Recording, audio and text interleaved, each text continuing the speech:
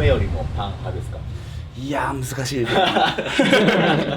人間がウイルスになってパンになった。そこは決まってるんで。そこは決まってます。パンウイルスにかかってパンウイルスになる。今大人たちの中で密かなブームが巻き起こっている。それはアートソフビ。そのオリジナリティやクオリティの高さで世界中で大人気。この番組では天才作家たちの究極のアートの世界を深掘りしていきます。ソフビの世界のすごい人。はい、では今回もやってきましたね TBS TV ということでボリューム15ということなんですけども、15名のたくさんの作家さんに登場していただいたんですけども、本当ありがたいですね。あっという間でしたね。今回はですね、こちらにもある通りヒューマンロボットのしげきさんに登場していただいてお話を聞いていきたいなと思うんですけども、今回はですねヒューマンロボットさんにこちらオリジナルソフビのしょっくんとワッさんでトイズキング限定カラーを作っていただきましたので、そちらも動画の後半の方に紹介させていただきたいなと思います、それではやっていきましょう。パン美味しそうなパンと思いきやパンデットです。突如発生し人間をパンのゾンビに変えてしまった謎の現象に世界中がちょっぴり戸惑いを隠せない。何とも言えない可愛い表情のパンのソフビがソフビファンの間で人気拡大中。個性的なパンとゾンビのソフビの世界を深掘りしていきます。はい、では今回ですねヒューマンロボットのしげきさんに登場していただきました。ありがとうございます。よろしくお願いします。こちらにずらっと並んでるんですけども、もう圧巻ですね。もうしょっくんとワッさんの本当歴代もう今までのそうですね、ほぼほぼっていう形ですね。はい、ありがとうございます。絵に関してはだいぶ前からやってまして、造形始めたのはかなり外からなんですけど、そのアート関係は長くやってますね。イラスト自体は物心ついた時からやっていて、でその延長で一回フィギュアのメーカーに就職して、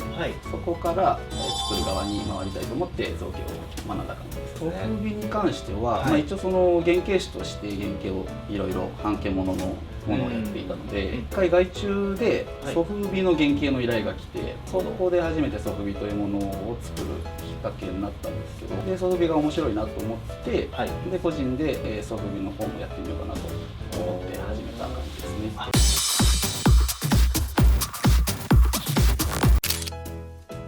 っかけはすごい単純なんですけど、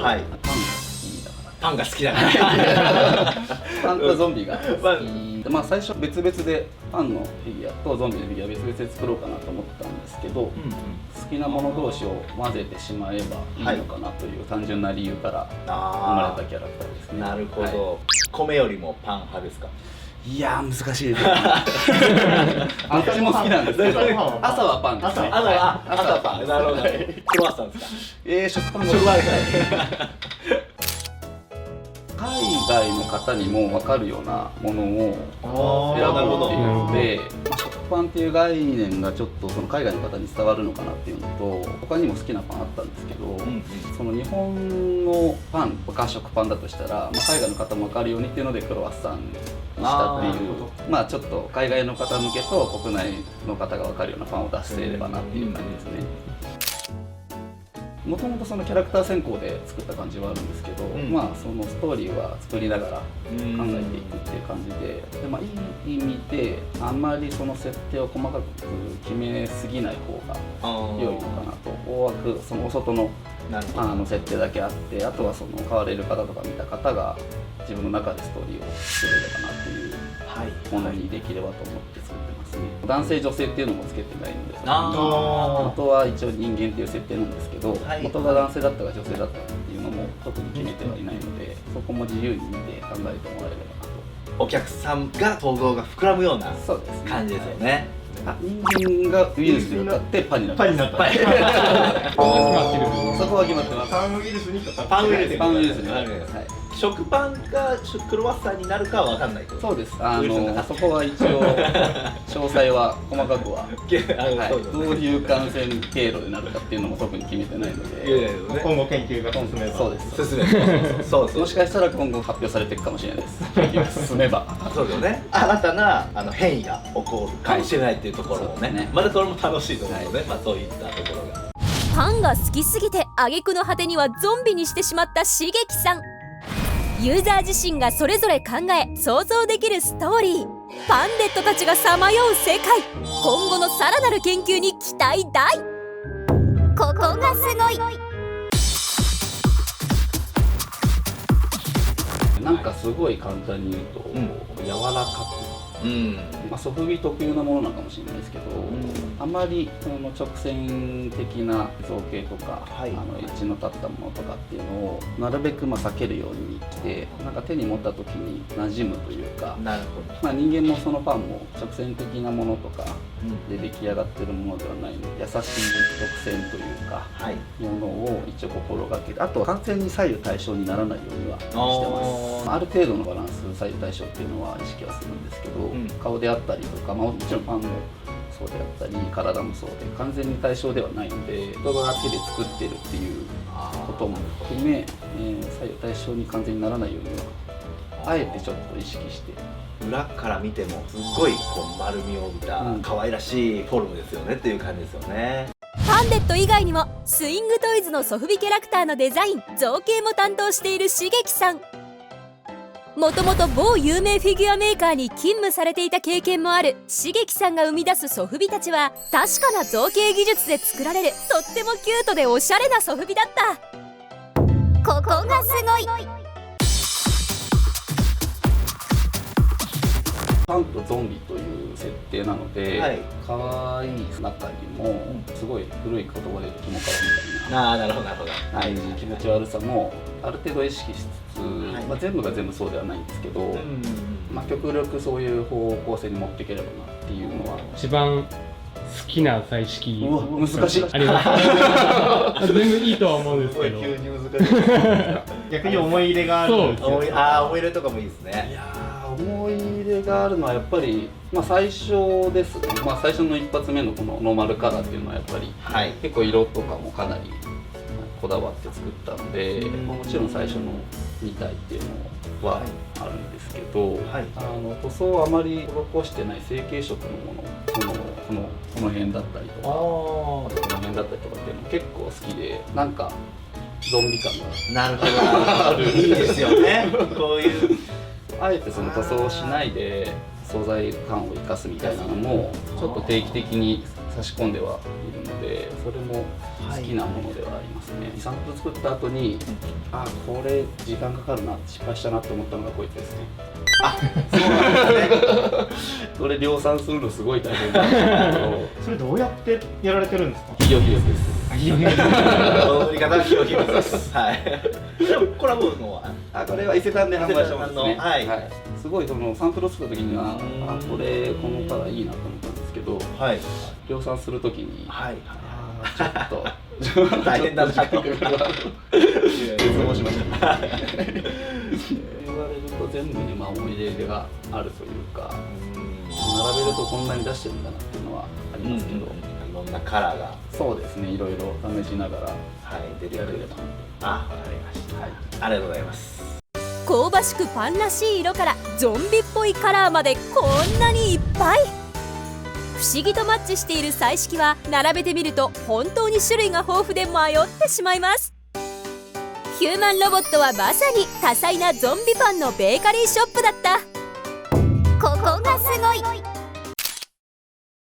パンデットっていうくくりで SNS 上では新しいキャラクターも発表しているので、この2人に加える仲間として発表して、それ以降また好きなパンをどんどん出していけるちょっと、どういうパンを順番に出していくかなっていうのは考えながら、サイズ大きいのもちょっと作りたいっていうのもあるので、いいですね。小さいのも作りたいなって思って、サイズは大きいの小さいのいろいろ考えてはいるんですけど、出したいそのパンがいっぱいあるんで、どれから先に出していくかなっていう。コロネに続いてちょっとしょっぱい系の惣菜パンみたいなのも出すのもありなのかな。ただそのハンバーガーとかサンドイッチとかもなるほどなるほど、ちょっと微妙に怪しいんですけど、ドーナツとかなるほど入るのかなっていう、無理やりパンって思っちゃえばパンとあとメロンパンとか、はいですね。はい。あんパンを迷ってるんですけど、個人的にあんこが好きじゃないんで、ああ、そう、なるほど。多分出すとしてもかなり後半後半に多分そのパンデットとはまた別の違うラインも今考えてるあので、デザイン段階なので、それもまあ来年に発表できればなと。じゃあ結構楽しみですね。色出てきますね。ちょっと楽しいですね。楽しいですか。次々に突然変異して増えていくパンデットたち。今後の新種にも大注目。アヒルのキャラクター、ネオンサインっていうそのアパレルブランドを一応共同でデザインから研究まで一緒に作らせていただいたもので、9月中、ちょっとこの動画が配信される時発売されてるかどうかまだわかんないんですけど、はいはい。ネオンサインさんの SNS かもしくはヒューマンロボットの方の SNS では順次発表していくので、はい9月中にこいつも発売になるので、今後楽しみにしていただければなと。